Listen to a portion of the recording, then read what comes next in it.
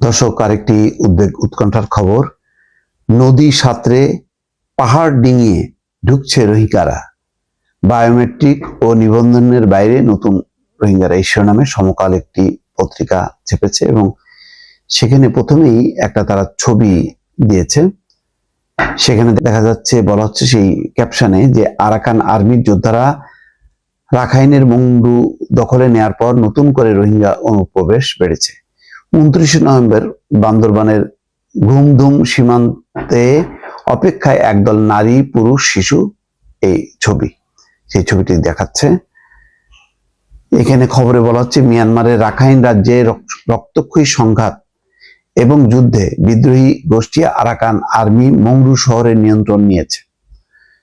সেখানে অনেক রোহিঙ্গার বসবাস। জান্তা সরকার সেখানে আরাকান আর্মির কাছে পরাস্ত হওয়ার পর চাপে পড়ে রোহিঙ্গারা। অনেকের ঘর বাড়ি ও ব্যবসা প্রতিষ্ঠান জ্বালিয়ে দেওয়া হয়েছে। জীবন বাঁচাতে মংডু ছেড়ে অনেক রোহিঙ্গা নানা কৌশলে বাংলাদেশে ঢুকে পড়ছে। অনেকে এপারে এসে রোহিঙ্গা ক্যাম্পে তাদের আত্মীয় স্বজন ও পূর্ব পরিচিতদের বাসায় উঠছে। আবার রোহিঙ্গাদের মধ্যে যারা মধ্যবিত্ত শ্রেণীর, তারা ক্যাম্পে না উঠে টেকনাফ ও উখিয়ায় বাসা ভাড়া করে বসবাস শুরু করেছে। এই পরিস্থিতিতে যেসব রোহিঙ্গা এসেছে তাদের এখনো বায়োমেট্রিক হয়নি, তাদের নিবন্ধন না করায় সঠিক হিসাবও জানা যাচ্ছে না। আগামী মঙ্গলবার রোহিঙ্গা বিষয়ক ন্যাশনাল টাস্ক ফোর্সের বৈঠক হবে। নতুন করে যেসব রোহিঙ্গা প্রবেশ করেছে ওই বৈঠকে তাদের বায়োমেট্রিক্সের বিষয়ে সিদ্ধান্ত হতে পারে। এরপর নিবন্ধনের বিষয়টি বিবেচনা করা হবে।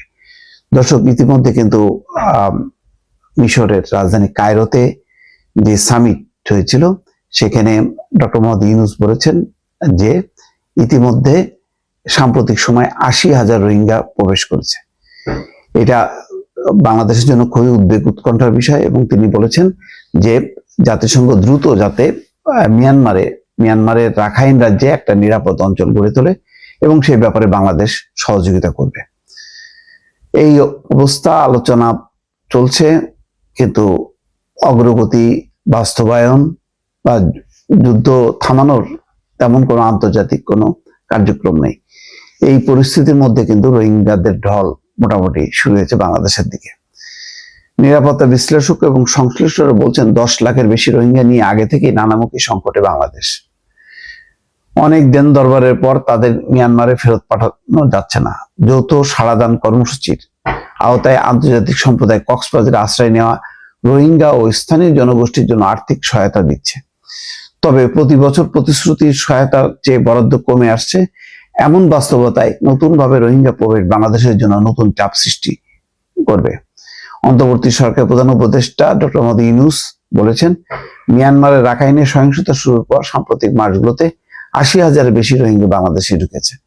মিশরের রাজধানী কায়রোর প্রধান উপদেষ্টা, মালয়েশিয়ার শিক্ষা বিষয়ক মন্ত্রী ডক্টর জাম্বরি আব্দুল কাদিরের সঙ্গে সাক্ষাৎকালে এই তথ্য জানান।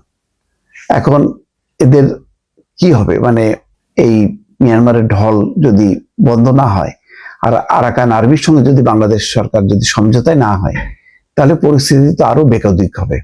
পুরো 5 লাখ, এখন পর্যন্ত রাখাইনে আরো 5 লাখ আছে রোহিঙ্গা, সেই পুরো ঢলটা যদি বাংলাদেশের দিকে চলে আসে, পরিস্থিতি সামাল দেওয়া একেবারেই যাবে না।